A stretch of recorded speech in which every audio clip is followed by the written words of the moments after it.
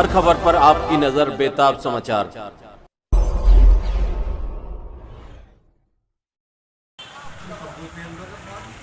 दोस्तों, बेताब समाचार यूट्यूब चैनल में आपका स्वागत है। और आज हम हैं सरदना विधानसभा में। यहाँ पर एमआईएम की टीम है और दिल्ली से एमआईएम की जो पर्यवेक्षक टीम होती है वो टीम आई है और इन्होंने दौरा किया है। एमआईएम के बारे में क्या सोचते हैं लोग, असदुद्दीन अवैसी के बारे में। युवाओं के अंदर जोश है और एक जुनून है और वो चाहते हैं कि एमआईएम की भागीदारी हो, उत्तर प्रदेश की जो सरकार बने उसमें एमआईएम पार्टी की भी भागीदारी हो। और भागीदारी परिवर्तन मोर्चा जो बना है वामन मेश्राम जी और बाबू सिंह कुशवाहा जी और असदुद्दीन ओवैसी साहब के साथ में अब इन्हें लगता है कि एमआईएम पार्टी को दीगर समाज का वोट भी बड़ी तादाद में मिलेगा और एमआईएम और ये भागीदारी परिवर्तन मोर्चा के बगैर किसी की सरकार नहीं बनेगी। इसी मुद्दे पर हमने इन लोगों से बातचीत की। आइए आपको दिखाते हैं इन लोगों के विचार। जी जनाब, पहले तो अपना नाम बताएं। मोहम्मद आरिफ सैफी मेरा नाम है। मोहम्मद आरिफ सैफी साहब, आज एमआईएम की आपकी टीम जो सरदना विधानसभा में दौरा कर रही है, तो आप इस वक्त सरदना में हैं। सरदना में आपने क्या देखा, सरदना में क्या मिजाज है, क्या माहौल है, लोग कैसा कह रहे हैं एमआईएम के बारे में, किस तरह की बातें कर रहे हैं? देखिए, लोगों का अल्हम्दुलिल्लाह जो रुझान नज़र आया है तभी उसी की वजह से यहाँ कैंडिडेट उतारा भी गया है। लोगों को नज़र आ रहा है कि ऑल इंडिया मजलिस इत्तेहादुल मुस्लिमीन एक बेहतर विकल्प हो सकता है।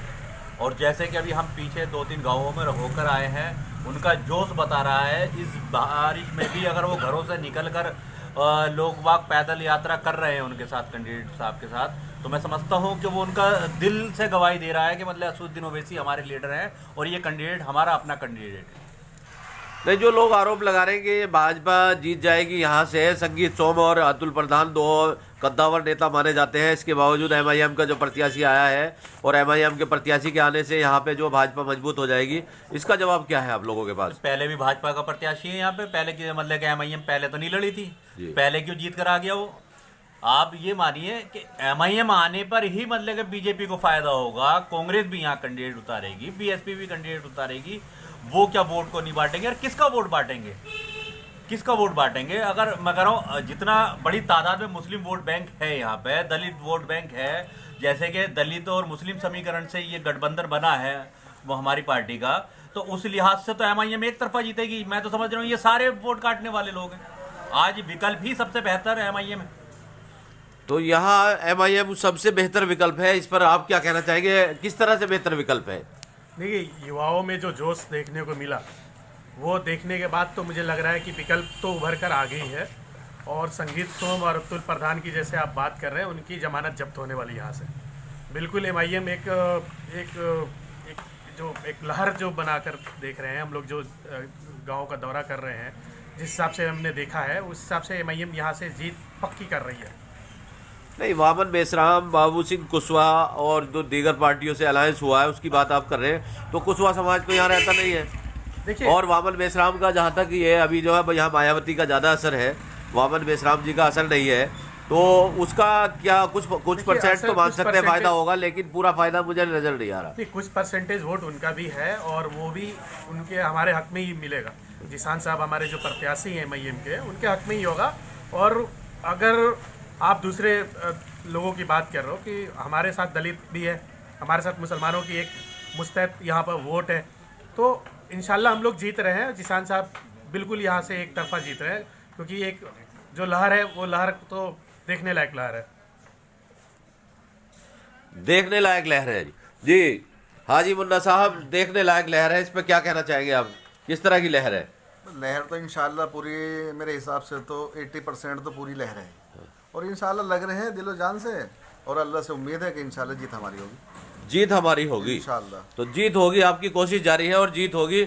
और इसी बीच हमारे ये जिला मुख्य महासचिव सैयद राणा साहब हैं। जी राणा साहब, तो जीत आपकी होगी, तो जीत का आधार क्या रहेगा? आधार ये है हमारा, तो 1,10,000 तो मुस्लिम वोट है यहाँ पर, और हमें गठबंधन होने से अदर वोट भी हमारे हत्ते मारी हैं। और जो दूसरे लोग लड़ रहे हैं 18,000 गुज्जर वोट है और हमारी 1,10,000 वोट है। तो हमारा जीत का आधार अपना खुद वोट बैंक है, बाकी हमें दूसरे लोगों का भी समर्थन मिल रहा है, हर समाज का, हर वर्ग का हमें समर्थन मिल रहा है। तो एमआईएम को हर समाज का, हर वर्ग का समर्थन मिल रहा है। जी जी, आप बताइए। तो समर्थन की ये मतलब अभी समर्थन क्या वोटों में बदल जाएगा? लोग वोट भी देंगे, समर्थन तो दे रहे हैं। इंशाल्लाह हमारी कोशिश जारी है, लोगों को समझाया जा रहा है और बराबर लोगों की समझ में आ भी रही है और लोग इस बात को तस्लीम कर रहे हैं कि हाँ, अगर हमारा कोई लीडर है तो बैरिस्टर असदुद्दीन ओवैसी है। इसके अलावा हमारे सब ने जो है ठगने का काम करा, सारी पार्टियों ने हमें ठगने का काम करा, आज तक हमें सबसे धोखा मिलता है आज तक। तो इसी वजह से लोगों की बराबर समझ में आ रही है बात और वो असदुद्दीन ओवैसी की तरफ बराबर रुझान है उनका और वो बराबर हमें सपोर्ट और वोट करने के लिए बोल रहे हैं और हम असदुद्दीन ओवैसी साहब की तरफ रुझान है और बैरिस्टर साहब की तरफ युवाओं का रुझान है। आप युवा है, आप कैसी सोच रखते हैं बैरिस्टर असदुद्दीन ओवैसी साहब के बारे में? देखिए, सबसे पहले तो मैं बताऊं, बैरिस्टर असदुद्दीन ओवैसी साहब उन्होंने जो सबसे पहला जो उन्होंने किसी को उठाने का काम किया तो युवाओं को काम किया उठाने का, क्योंकि देश का मुस्तकबिल युवा है, देश का फ्यूचर युवा है। तो जब तक युवा अगर नहीं होगा, युवा मजबूत नहीं होगा, तब तक देश का कोई मुस्तकबिल नहीं बन सकता, ना ही कोई फ्यूचर बन सकता है। तो इसलिए मैं इस शक्ल में देखता हूँ कि अगर देश में युवा अगर मजबूत हो जाएगा तो इंशाल्लाह इस जो बैरिस्टर साहब मजबूत हो जाएंगे और मजलिस मजबूत हो जाएगी। और आपने देखा भी होगा, इतिहास उठा करके आप देखेंगे तो जब भी कभी इतिहास में अगर आप उठाएंगे तो युवाओं ने सबसे पहले कुर्बानियाँ दी हैं। युवाओं की कुर्बानियाँ इतनी कुर्बानियाँ हैं कि उसके बाद से देश आज़ाद भी हुआ।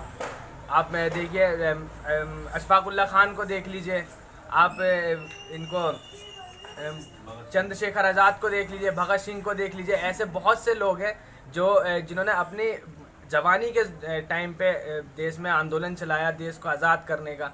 उसके बाद अब हम भी युवा हैं, अब इस वक्त का जो माहौल है देश के अंदर, हमारी एक पर्टिकुलर कुछ कम्युनिटीज़ को लेकर के, जैसे दलित को लेकर के, मुसलमानों को लेकर के, पिछड़े समाज के लोगों को लेकर के जो जुल्म और ज़्यादती की जा रही है, तो उसके लिए अभी बैरिस्टर असदुद्दीन ओवैसी साहब आवाज़ बन करके खड़े हुए हैं। हम उनके साथ खड़े हैं और इंशाअल्लाह हम उनके कंधे से कंधा मिला करके उनको मजबूत करने के लिए हम उनके साथ खड़े हैं। बैरिस्टर साहब जो है खड़े हैं और आज़ादी के लिए युवाओं ने योगदान दिया, उन्होंने आंदोलन चलाया था। तो अब किस तरह की आज़ादी की ज़रूरत है, कैसा सोचते हैं आप?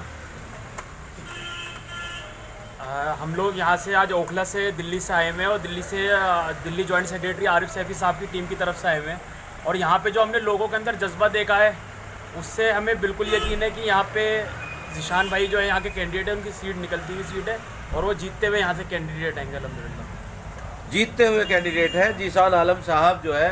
तो आप जो युवाओं की अभी बात हो रही थी, आज़ादी से पहले भी युवाओं का योगदान रहा है, लेकिन अब आज़ादी के बाद युवाओं को जो जहाँ उनके मुद्दे हैं, उनको रोज़गार चाहिए, उन्हें नौकरियां चाहिए और उनको जो फैसिलिटी चाहिए वो सारी फैसिलिटी नहीं मिल रही है, उनकी कोई बात नहीं कर रहा है। इस पर आप क्या सोचते हैं, क्या कहते हैं? आज जो हिंदुस्तान में युवा वर्ग बहुत तेज़ी से बेरोजगार हुआ है, जबकि जो रूलिंग पार्टी है उसका यही नारा था कि जब हम गवर्नमेंट में आएंगे तो 1 करोड़ से ज़्यादा लोगों को जो नौकरियां देंगे। लेकिन ये सरकार कहीं ना कहीं अपने मुद्दे से पे जो इसका बैकग्राउंड मुद्दा था उसको इन्होंने कभी फ्रंट पे नहीं किया। अब ये अपने अंदरूनी मुद्दे पे, तो देश के युवा को ये चीज़ बिल्कुल क्लियर हो चुकी है कि ये गवर्नमेंट सिर्फ डिवाइड एंड रूल के पॉलिसी पे काम कर रही है। और जनाब बैरिस्टर असदुद्दीन ओवैसी साहब में देश के हर वर्ग के युवाओं को एक उम्मीद दिख रही है।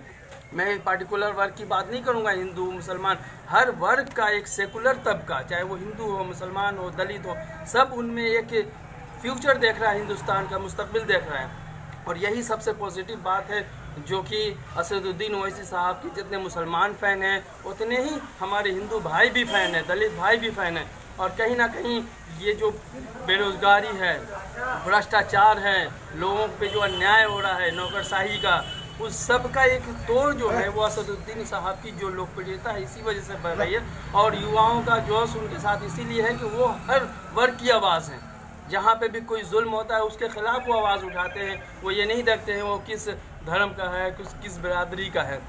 तो आज यहाँ पे हम लोगों ने दौरे पे लोगों के अंदर ये जोश देखा है कि असदुद्दीन ओवैसी साहब की पार्टी को लोग इसीलिए सपोर्ट कर रहे हैं कि ये निस्वार्थ भाव से देश की सेवा करेंगे और कर रहे हैं। तो मुस्तकबिल है हिंदुस्तान का मजलिस इत्तेहादुल मुस्लिमीन, मुस्तकबिल है हिंदुस्तान का मजलिस इत्तेहादुल मुस्लिमीन और दिल्ली से MIM की जो टीम आई और उसने इस बात का यहाँ दौरा किया और वो आश्वस्त है इस बात के लिए कि यहाँ MIM को युवा वोट दे रहा है और बुजुर्ग सोचने पर मजबूर है कि उनके जो पिछले फैसले रहे हैं उससे कितना नुकसान हुआ है हमारे युवाओं का। इन सब बातों पर जो है अभी आप लोग जो हमने आपको बातचीत दिखाई MIM के लिए किस तरह से यहाँ काम चल रहा है और किस तरह की टीमें जो है यहाँ काम कर रही हैं। और कुछ जी क्या कहना चाह रहे हैं आप? भागीदारी परिवर्तन मोर्चा जो का गठन हुआ है उसके बिना प्रदेश में सरकार नहीं। भागीदारी परिवर्तन मोर्चे की बात आई है। भागीदारी परिवर्तन मोर्चा जो बना है उसको वो सरकार में भागीदारी का काम करेगा और उसकी भागीदारी के बिना कोई सरकार नहीं बनेगी, ऐसा सोचना है MIM के लोगों का। तो अभी हम आपको जो दिखा रहे थे कि MIM की जो दिल्ली से यहाँ सरदना विधानसभा के लिए टीम आई है और सरदना विधानसभा से जीशान आलम यहाँ के प्रत्याशी हैं और उनके साथ इन्होंने अभी किसी गांव नाहली गांव में इन्होंने दौरा किया है और भी दीगर जगह पर ये जा रहे हैं। देखते रहिए बेताब समाचार एक्सप्रेस। बहुत बहुत शुक्रिया।